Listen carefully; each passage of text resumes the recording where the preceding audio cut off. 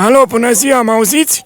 Da, vă aud, dumneavoastră mă auziți? Da, am cumpărat un calculator de la dumneavoastră, de fapt nepotul meu a cumpărat, am fost eu cu el. Așa. Așa, l-a lăsat aprins calculatorul, l-a lăsat pe niște filme de-astea de ochiate. Și atâta, singura rugăminte să-mi spuneți cum, mama naibii opresc.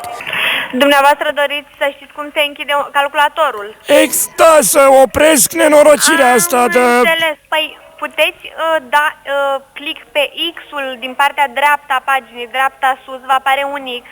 Apăsați click pe el să închideți paginile respective. Apăs așa cu degetul pe ecran, dar nu se întâmplă nimic. Nu, cu mouse-ul. Cu mouse-ul să vă duceți. Cu nasul? Să apăs cu nasul? Nu, cu mouse-ul. Cu nasul? Nu cu nasul. Alo? Deci, nu cu nasul trebuie să apăsați dumneavoastră, este mouse-ul acela care este pe birou lângă calculator. Ăsta, rotund. Da, mic și...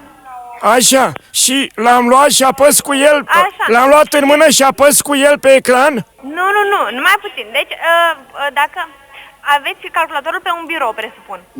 Da, pe o masă, așa. Da, în bucătărie. Și, am înțeles. Și dumneavoastră trebuie să mișcați pe masă de acel mouse. Să mișc masa, deci mișc masa cu totul, ușor de tot, așa. Nu, mișcați masa. Așa, da? Da, așa. Și cum mișcați acel mouse pe masă, vă apare o săgetuță pe calculator, cum îl mișcați dumneavoastră și acolo apăsați pe X-ul acela din dreapta paginii. Imediat. Da, nu prea, să mișcă cu totul, așa să mișcă. Dar nu mișcați masa. Dar ce mișc?